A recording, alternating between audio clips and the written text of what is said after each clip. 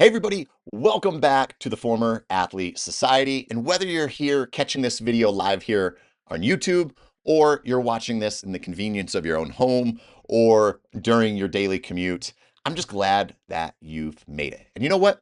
I'll be honest with you, right from the start of this call, I never know if anybody's going to show up to these live calls, but I do them anyways because this is the best part of my week. The week where the moment in it where I can actually share some of the knowledge, some of the lessons, and all of the things that we pour into our current student athletes. I get to share it with you guys. So that's the funny part about building this Former Athlete Society community. You're all high performing, overloaded adults with demanding careers, families, responsibilities, and days that maybe barely give you enough oxygen as it is, right? But you're choosing to show up here. And if you're watching this later, that tells me something about you, that there's a part of you right now that wants to keep that edge sharp. Part of you misses that system that kept you consistent. And part of you is trying to figure out how to carry that mindset into the next chapter of your life. So today, I'm showing up whether this YouTube video, our room, our live call is full, empty, or anywhere in between. Because frankly, these topics matter. And frankly, they're also things that most former athletes, they never talk about, but they feel it every single day.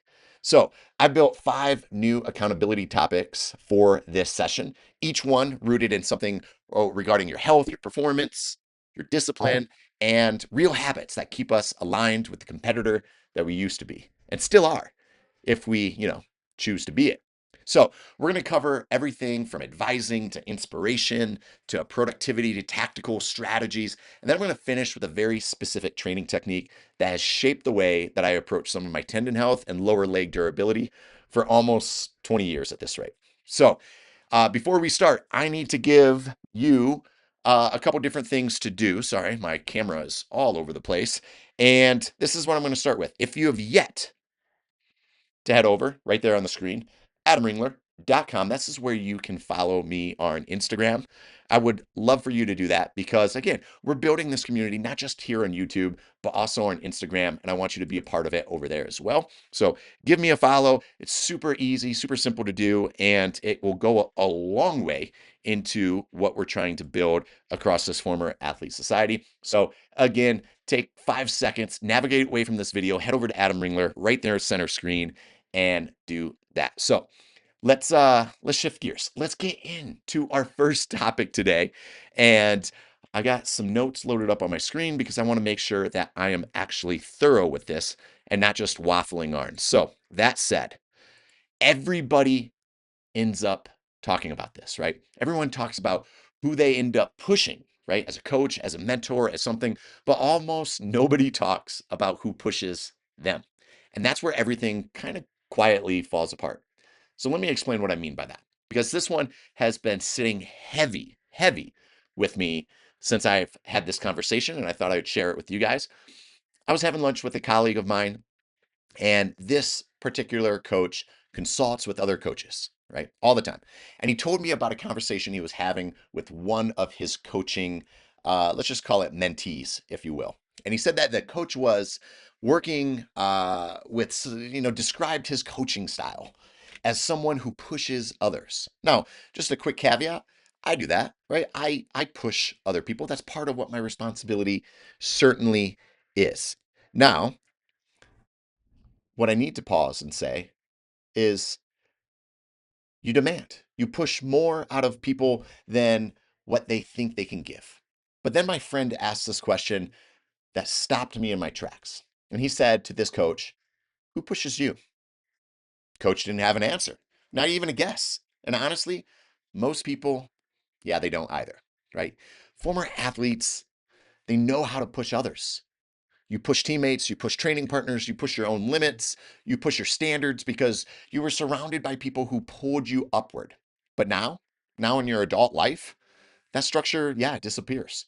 And pushing becomes something you do outward, but not something that's directed back ever at you. And that's where things quietly end up breaking down. See, if nobody is pushing you, your blind spots get bigger, your biases get louder, your justifications get more comfortable, and your discipline, your real discipline, not the version that you perform when others are watching. Yeah, that starts to drift away. You can tell yourself that you're driven, you can tell yourself that you hold high standards, but if you don't have people in your life who actually challenge your thinking, question your excuses, or point out gaps between your intentions and your actions, you're operating at maybe half of your potential. So here's the uncomfortable truth. If you don't have somebody pushing you, you have to be intentional about building what I call your red team. See, a red team is this: it's a group of people who tell you the truth that you don't always want to hear. They're the ones who point out your inconsistencies, the ones who challenge your assumptions, the one who say, yeah, no, that's not it. When everybody else says, hey, good job. They're the ones who understand your goals enough to recognize when you're falling short on them. See, most former athletes, they've lost their red team the moment they've lost their locker room. They don't replace it, not because you don't want to, but because adult life doesn't hand you one the same way that college sports did. So you have to craft one yourself. You have to identify the people who want the best for you, not comfort, not niceness, not harmony, but actual real growth. You have to give them permission to give and challenge you, right? To give you those hard facts, those hard truths. And you have to be the kind of person who welcomes that challenge instead of maybe pushing away from it, right? That's the tough part right there. Now, here's the thing: nobody gets better in isolation. We weren't meant to. Former athletes, especially weren't built to operate alone. Now, you spent years in environments designed to sharpen you through external accountability. So when that disappears, you have to rebuild a version of yourself intentionally. You don't have someone pushing you from every single day, right? You will end up unconsciously lowering your standards to match the environment. No, that's not weakness necessarily. That's just human nature. The solution is simple: choose a red team before life chooses comfort for you. So that is right now, that's topic number one, right? And I think it'd be important to pause real quick before I jump into topic number two and just share this with everybody. A lot of our analytics, right? These analytics right there on the screen, they end up telling us a couple different things. They tell us that we have a lot of first time watchers of the Former Athlete Society and not a lot of subscribers. So if that is you, I want you to take a moment, like this video, hit the subscribe button, and then obviously smash that notification bell. Hit it so that it feeds the algorithm these videos to people who would benefit most from watching these videos, right? That's number one. The second thing I would ask you is that a lot of you guys don't know who I am, and that's fine, right? You're a first time watcher of the Former Athlete Society. Let me explain who and what I'm about. My name is Adam Ringler. I'm a strength and conditioning coach at the P4 level. I have been one for almost 20 years at this point. I'm trying to take all of the lessons I've ever taught my former athletes and current athletes, the ones that I work with right now, and I'm trying to share them with you because I think that gap from college years to your professional ones is a huge one to jump, and I want to help you with that. So, that said, let's move on to our next topic. And this is all about finding motivation from unusual sources of inspiration. So, I want to shift gears into something a little bit more personal, more unexpected, and I'll warn you up front, it might sound strange at first, but that's exactly why it works. So, everybody says that inspiration has to be connected to your goals. I think that's wrong because sometimes the best fuel comes from the weirdest places. And trust me, I physically have tested this one. Now, we all know what it's like to feel stagnant, whether professionally, physically, creatively, right? Former athletes, especially, are wired for stimulation that challenges them. And when that disappears, we can slip into autopilot without ever even noticing it. And one of the things that I've been leaning into lately is finding inspiration from places that have nothing to do with training or sport or work. And this will come out of left field, but for me, that's music. And no, I'm not pretending that I'm good at it, right? And specifically electronic music production. That's what I'm sort of fascinated by right now. And it's messy, it's chaotic, it's completely outside my comfort zone of challenging and making music. But that is the point. Every time that we sit down to work on a track, it sparks something new for me: creativity, curiosity, problem solving. It injects some excitement back into a routine. And what's wild is that I found that that energy spills over to other areas: my coaching, my writing, my training, relationships, all of that. And when we engage in something unexpected like that, we unlock a different part of ourselves. So here's the challenge: If you're feeling stuck for whatever reason, go look for inspiration in a new place, something totally different, because it rarely arrives from the obvious places. Sometimes you have to chase novelty, you have to chase discomfort, you have to chase the strange, right? You might be surprised at what opens up when you do. So, pausing right here, if you are liking this video, right, and the content that I'm trying to share with you, I would love for you to do me this favor, right? Head over, let's do this one. And as I said before, give this YouTube video a follow, right? Maybe subscribe to this YouTube channel, like this video, give me a gigantic like on this video, and let me know what resonates with you in the comments. Let's move on to this next topic. I think you guys will really enjoy this one. And this is a productivity hack that I've been using lately. Now, it's been a game changer for me, specifically as the weather has gotten colder, right? So, with winter here in Colorado hitting, the snow is coming down, it's frigid, freezing temperatures outside, right? I've transitioned my low impact fasted cardio to indoor cycling. Now, what I didn't really expect was how much actual extra work that I get done on a daily basis because of this. So, for me, keeping my heart rate around that 130 beats per minute, anywhere from 120 to 130, puts me in that perfect cognitive zone. I'm alert, I'm energized, but I'm not physically overextended. And because the bike is stationary, it's repetitive, it's predictable, I can just sit on it and pedal, my mental bandwidth is freed up. I don't have to worry about tripping over anything on the rucking path or, falling over or tripping myself. No, I don't have to. So while I'm pedaling, I'm knocking out emails. I'm answering messages. I'm outlining projects. I'm clearing up the administrative clutter that normally eats up hours later in my day. And it turns one block of time into a stacked habit. Conditioning plus productivity. Now, this is one of the most underrated efficiency hacks that all former athletes, especially those of us that are juggling careers and families and training, we can all use. We can use low intensity, steady state cardio as a work sprint. We turn cardio into a double win by stacking extra productivity and work on top of it. Because let's be honest, at this stage in life, every single minute matters. And stacking habits is how we actually stay ahead. So hopefully you guys took something away from that. Again, if you are liking this information, right, and you're finding any value out of it, I would love for you to do this one thing. Head over to this website right here. This is my personal website. It's adamringler.com. Here you can find all the information about joining the Former Athlete Society, my private community that I've built for all former Division One, D2, D3 athletes that are just trying to get the best out of their life well into their professional days, right? Your glory days don't have to end when your eligibility ends, right? So head over once again right there on the screen, adamringler.com. There is a forever free blueprint membership that's just access to our community, discussion boards. You can end up getting advanced notification of our articles. You'll jump into the newsletter that we have, both the Workaholics newsletter and the monthly musings. All of that is available at my website, so check that out. Let's move on to a new topic, and this one is a real world tactical topic, something practical, something that you can apply today. For the last few months, I've been paying closer attention to how fluid balances they change across the day. And one pattern for me has kept showing up. For me, noticeable water retention later in the evenings. All right, this is kind of weird, Adam.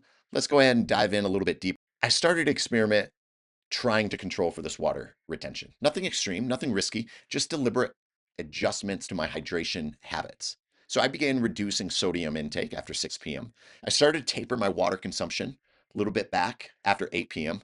And at the same time, I increased my potassium and my magnesium earlier in the day to improve my overall electrolyte balance. And what happened was really interesting for me. Those small intentional shifts, they actually created noticeable improvements in how I felt at night and first thing in the morning. I had less water retention, less tightness, better readiness, less sort of symptoms of carpal tunnel and things like that. This is a reminder that sometimes the fix isn't a massive overhaul. It's a subtle adjustment made consistently that produces meaningful results. And when we pay attention to patterns and we spot those patterns and we recognize those, we can manage our physiology instead of letting it manage us. Now, I do want to kind of turn my attention to one more topic, but before I do, I want to pause this video and ask you of this right here. Like this video, give me a subscribe here. Subscribe to our YouTube channel, our Former Athlete Society, what we're trying to build here, and maybe leave a comment in our videos, right? And let me know what you're taking away from this accountability call. I'd love to hear what is resonating with you. So let's get into this tactical, real kind of in the trenches type of training tool or tip, if you will. Recently, one of my recently, one of our men's basketball athletes was watching me go through my sort of DC style Dante Trudel calf raise protocol. And the protocol is this, if you're unfamiliar with it, it's a concentric, a 5-second negative, and then a 15-second stretch at the bottom position in that fully elonged sort of position. As he watched, he joked along while I was doing it right after I finished my set. It was a 4-minute set, 12 reps. Again, powerful concentric, 5-second negative, 15 seconds. So it takes about 12 reps, takes about 4 minutes. And he joked that he would snap his Achilles if he even tried that. And he asked me if it bothered me. Like, hey, this my Achilles would rip off if I tried to do that. Now, the truth is this. I've been doing this exact sort of weighted stretch protocol for almost 20 years. Heavy loads, long duration stretches, slow eccentrics, and not once in my life have I ever had an Achilles issue. Now, a big part of that confidence comes from Keith Barr's tendon research, specifically his work on remodeling effects of weighted stretches and isometrics. When tendons are exposed to that consistent mechanical tension, especially in that elonged position, they adapt, they remodel, they get stronger, they become more tolerant to load. And that is why, specifically, we can handle extreme weights in this movement without fear. It's not luck, it's not genetics, it's long term tendon conditioning built through principles supported by research and refined through experience.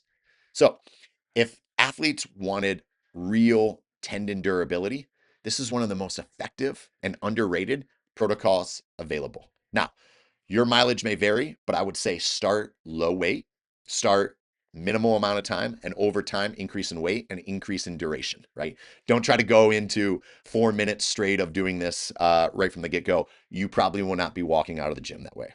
So that said, let's bring all of this, of everything that we discussed today, let's bring it home because we covered a wide degree and range of topics today, but they all come pointed to one core truth that high performance living doesn't end when your competitive athletics ends. It just looks different. And the more that we are intentional about how we live, how we train, the easier it gets to become focused in what we do. It allows us to stay aligned with the identity that we built through sport. We can start with the idea that inspiration can come from anywhere, even the most unusual or unexpected pursuits. And when life starts to feel a little monotonous, sometimes the spark that you're looking for is found outside of your comfort zone. And for me, yeah, it was electronic music production. Not because I'm great at it, because quite frankly, I'm terrible at it, but because learning something new ignites creativity that carries into every other part of life. Now, that's a reminder to keep exploring, keep experimenting, keep finding new sources of momentum. Now, in addition, we then shifted into maybe a productivity strategy, how using low intensity cardio sessions as work blocks can unlock massive gains in output, whether it's answering emails, planning projects, or clearing your tasks, or pairing movement with focused work, and how that turns what is wasted time or passive training slot into a highly productive window. Motion doesn't distract you from where your workload, it can actually support you. From there, we got really tactical. I talked about how you can manipulate water, your sodium, potassium, magnesium to manage evening fluid retention. It's a small adjustment, but even small adjustments repeated consistently can shift performance, your sleep, and your readiness. And then lastly, we got into a technical training tip rooted in the research and experience of Keith Barr, weighted stretches, long duration eccentrics, and isometrics for tendon durability. The Dante Trudel DC training calf protocol isn't just a training quirk, it aligns with Keith Barr's research and shows about collagen remodeling. So, if you want tendons that actually hold up under heavy loads, that's the type of work that matters. It's one of the most undervalued, high return training methods available out there. All of these pieces, right? They're all tied back to the same goal, and that's reclaiming the competitive athlete that made us who we are. Now, former athletes, yeah, we don't lose our edge. We just need the right tools, the right structure, and the right reminders to bring it back. So, If that sounds like you, listening to this, watching this video, I would love for you to head over to this website. It's mine, adamringler.com, and sign up for our Former Athlete Society. We're building this community together, and we'll keep doing it one actionable topic at a time. Now, if you like this video, this is my last plea for you guys before I turn you guys all away. Do me this favor, subscribe to this YouTube channel so that you do not miss another one of these videos. Hit the subscription button. Go ahead, give us the notification bell, hit the notification bell, give us a like, and share this video with another teammate of yours or a former teammate, and allow them to get some of the same benefits that you're getting here at the Former Athlete Society. As always, I'm Adam. I appreciate you. I want you to stay strong. I want you to stay healthy. Keep performing. Keep doing your best work. And I will see you on the next call.